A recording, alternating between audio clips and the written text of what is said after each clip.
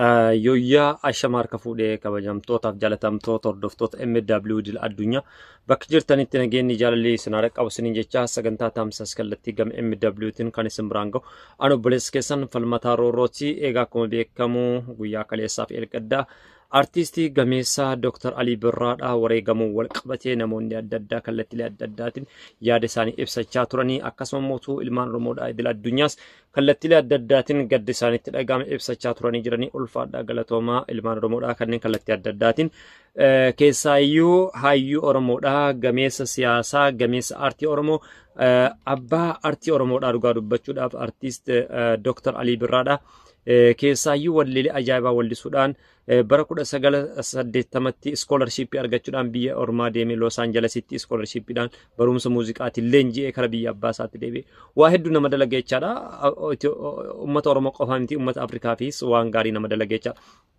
Kanaaf gaa uummanni keenya kallattiilee adda addaatiin namoonni yaada adda addaa kennitanii keessaayyuu gadda adda addaa mul'ifachaa turtan akkasuma mootu sagantaa adda addaa qopheessanii mari'achaa turtan galatooma ulfaadhaa.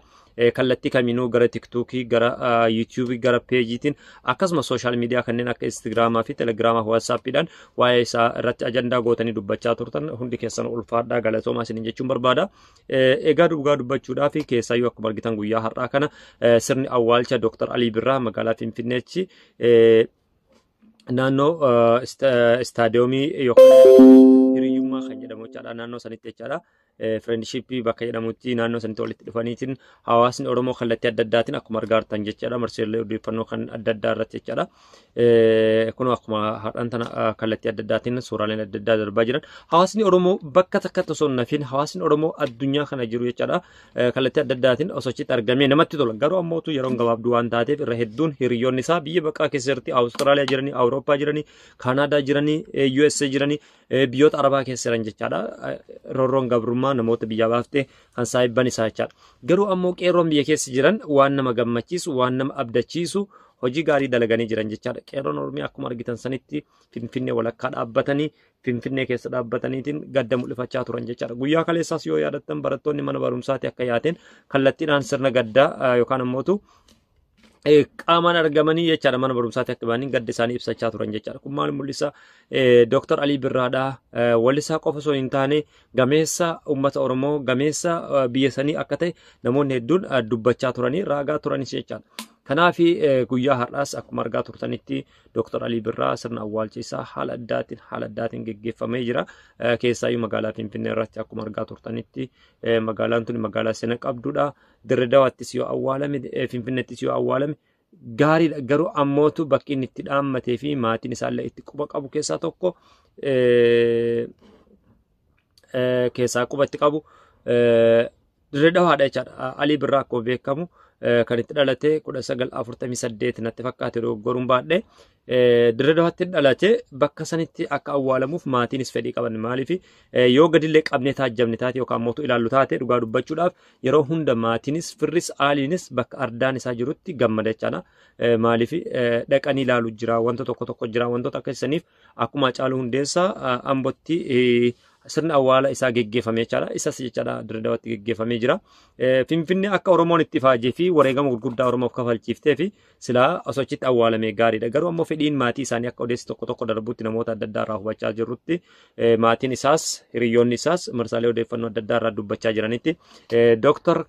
Artist Ali Birraa qe'ee isaatti awwaalamuun parsantii guddaa sagaleen nama hedduu waan kana akka deeggaran yaada kana akka deeggaran darbee jira.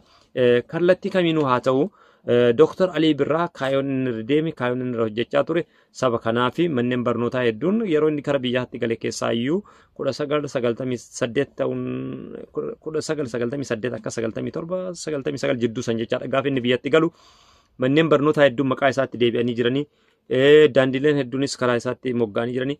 Maqaaleen sunniin daran akka jabaatee cimuuf mana barumsaa kaleessa maqaa isaatiin mogga'e kitaaba barbaachisu barnootaaf kan fayyadu kan ilmaan Oromoo itti fayyadaman keessa guutuu akkasuma immoo karaa amantaa Islaamaatiinis Oromoon kiristaana osoo hin jenne Musliima osoo hin jenne waan isaan yaadatan tokko akka irratti hojjetan maaliif nama wareegama guddaa kafale nama saba kanaaf jecha guyyaa tokkollee of kennee hin jiraatin jecha saba isaatiif qofa jiraate kallattii jijjiiree of hin kennin guyyaa tokko daandii qabsoo Oromoo irraa bifa hin jijjiiranne fuulli isaa osoo hin jijjiiramin durduubeen isaa osoo hin jijjiiramin har'a gara ganda akiraa waan deemeef jechaadha. Kanaaf Dr. Alii Birraa kabajaa guddaan akka isaan malu namoonni hedduun diinonnis bareechanii beekan jechaadha.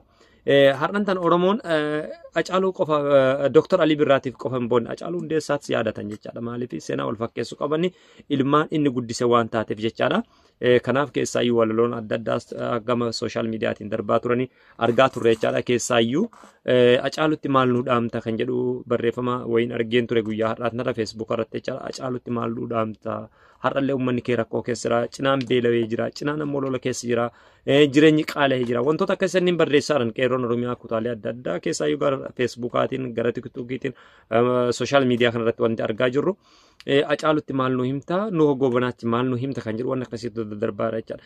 Kanaaf har'allee namni keenya dhugaa dubbachuudhaa fi artistoota isaanii osoo gaddan geeggessu ispeeshaalii artist nu hoggobanaan yaadattan taanaan tirooliidhaan osoo magaalaa Adaamaa keessa bahu magaalaa Finfinnee keessatti yeroo deemu tirooliidhaan imimmaan dhangalaasaa jaalala saba kanaaf qabu hawwii bilisummaaf qabu hawwii uummata Oromootiif qabu osoo mul'isu guyyaa tokko ol ka'ee waltajjii irratti seeraan taphatee osoo hin quufin haala dhibee adda addaa kallattii adda addaan isa qoraa tureen haalli jireenya isa qoraa tureen addunyaa kanarraa deemee jira. Oromoon sanfaa yaadatti hiriyoota isaa waan taateef on afran qal'ootti haa dhalatan malee Oromoo kutaalee 11dhaaf Itoophiyaadhaaf nama seenaa gaarii lafa kaanii afaan artiitiin wallisanii barnootatti nama kakkaasaa turan misoomatti nama kakkaasaa turan akka namni biyya isaatii fi qe'ee isaa jaalatu warroota gataa turan jechaadha. Keessaayyuu artiist Alii Birraa wanti isaa adda gatu keessaa tokko karaan manni abbaa gadaa eessa jechuudhaan gaafii gaafataa ture sirnoota darban keessatti karaan manni abbaa gadaa eessa dhaqeen galma isaa jajjabeessaa taa'ee seenaa isaa barreessa jedheetiin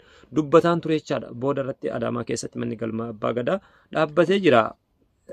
Haa ta'u fedhiin isaa sun guutamullee baattuu dhaabbatee jira jechaadha. Gaafiin inni gaafachaa ture san fakkaata jechaadha. Itti aansuudhaan immoo aabaa caadaa jennee kaanaa jechuudhaan qubeelee afaan Oromoo kana dhaloonni akka jabeeffatuu fi imaanaa kaleessa Dr. Mammar Rashaad Abdullee fa'aa isaanitti dabarsan imaanaa Dr. Hayilee fa'aa isaanitti dabarsan akkasuma hayyoonni Oromoo kan qoore keessaa qaban isaanitti dabarsan bifa artiitiin dubbate aabaa caadaa jennee kaanaa kanumaan barannaa jechuudhaan dhaloota har'aatiif dabarse jechaadha. Ni deema jechuudhaanis wallise jechaadha. Eessa akka deemuu fi garam akka deemnu nundi nun beekna jechaadha. Tarii jireenya baqattummaa har'aan tana ilmaan Oromoo biyyoota addunyaa kanarra deemsaa jirtu tarii ammootu yaadaan ilmaan Oromoo deemaa jiran kana ta'uu mala jechaadha. Waa hedduu walliseera jechaadha. Keessaayyuu Awaash nama hin ceesisu kan jedhu walleelee adda addaa dabarseen ture jechaadha. Awaash maaliif akka nama hin ceesifne nu hundinuu itti yaadnee deebii waan argachuu dandeenyu jechaadha. Akkasuma artiistiin Dr. Alii Birraa taajabbii har'a ganama keessaayyuu sirna awwaalcha isaatiif qeerroon godinaalee adda addaa fageenya hedduu qaxxaamuruudhaan kiiloomeetira hedduu qaxxaamuruudhaan garasitti imalanii jiran jechaadha. Viidiyooleen adda addaa suuraaleen adda addaa wal harkaa fuudhamanii gadhiifamaa turan jechaadha. Dhugaa dubbachuu fi Dr. Alii Birraa warroonni armaan dura osoo inni lubbuun jiru torbaanota dura jechaadha yookaan mootu akkasuma ji'a tokko dura jechaadha marsaalee odeeffannoo kana duratti isatti farrifataa turan jiran jechaadha. Sunniin ammoo nyaapha keenya diinota keenya ta'uun tilmaamuun nama hin dhibu jechaadha. Nama biyyaaf dalage Dr. Alii Birraa nama paartiif dalage osoo hin taane artiist Alii Birraa nama siyaasaaf dalage osoo hin taane nama paartiif dalage osoo hin taane jiddugaleessummaa hawaasa isaa godhatee jiddugaleessummaa biyya isaa godhatee biyyaa fi naannoon osoo addaan hin qoodin afaan artiitiin saba kamiifuu sabaaf sablammii biyyaatiif dalage jechaadha. Oromoo qofaaf osoo hin taane kan namni hundinuu waan beeku jechaadha. Oromoo qofaaf hin wallisne Dr. Alii Birraa biyya saniifillee nageenya biyya saniifillee wareegama barbaachisu kafalee wallisee jira jechaadha. Namni namummaa isaatiin akka kabajuuf dubbatee jira. Barnoonni akka barbaachisaa ta'e dargaggoota biyya saniitiif dhaamee jira. Uummata Oromoo qofaaf hin dhaamne jechaadha. Kana jala sararree beekuu danda'u qabna jechaadha. Poozitiiv maayindiidhaan yaaduun dirqama jechaadha. Artiist Alii Birraa kan jechaa ture barnoonni dhala namaatiif hin barbaachisa. Feetu Oromoo ta'e, feetu Silxee ta'e, feetu Guraagee ta'e dhalli namaa barnoota argachuu qaba. Barnoota malee biyya kan jijjiiramne akeekee dubbatee walliseera jechaadha. San qofaa miti ispoortii jedhe. Ispoortiin murteessaadha. Waltajjii addunyaa keessatti diippiloomaasii guddaa dargaggoonni keenya gara ispoortiitiin akka jabaataniif dargaggoonni keenya waltajjii ispoortii irratti akka cimaniif dubbachaa ture wallisaa ture jechaadha. Artiistoonni akkasitti wallisan hin jiru. Artiist Alii Birraa afaanota 7 sirbuun isaa wallisuun isaa biyyoota gaanfa Afrikaa kan akka Sudaan irra deemee keessaayyuu 1990 jidduu 92 akkas jechaadha. kudha sagal saddeettamii saddeetitti iskoolarshipii Los Angeles Yuunivarsiitiin deeme garas irraa immoo kudha sagal sagaltamii lama kara biyyaatti deeme jidduu sanitti ammas koonsartii gara Suudaan deeme artistoota gameeyyii kan biyya Suudaan wajjin wallisaa ture jechaadha. Deebi'ee ammoo kara biyyaatti Beeraayi Tiyaatarii keessatti kan akka artist Mahmud akkasuma immoo artist Xilaahuun Gassasa kanneen warra taalentii gurguddaa biyya san qaban warra isa caalaa muuxannoo qaban dhufee duubaan isaan caalee waltajjii biyya sanii keessatti illee gahee guddaa isa mul'isaa jira jechuudha. Performaansiin inni Beeraayi Tiyaatarii isa jedhan san keessatti mul'isaa ture performaansii artistoota meeshaa gahaa qabanii fi wantoota adda addaa pirootokoolii adda addaa guutamee fi qabaniin hoggaa wal maddii qaban hin caalee jechaadha yeroo gabaabduu keessatti. Kanaaf artist Alii Birraa sirni geggeessaa isaa keessaa iyyuu har'aan tana magaalaa Finfinneetti hawaasni Oromoo hundumtuu walitti bahee handhuura keenya Oromiyaa magaalaa Finfinneetti haala addaatiin sirni geggeeffamaa godhamee jira. Sa'aatii muraasaan boodassi kara Dirredawaatti ni geggeeffama jedhamee yaadamaa ture. Sagantaa kanas duuka buunee kallattiidhaan isin biraan geenna. Ani qopheessaa sagantichaa Falmataa Roorrooti. Waan nu dhaggeeffattaniif galatoomaa isiniin jecha sagantaalee afaan ammootu kallattiidhaan ilaallee kan isin biraan geennu ta'a. Waan nu dhaggeeffattaniif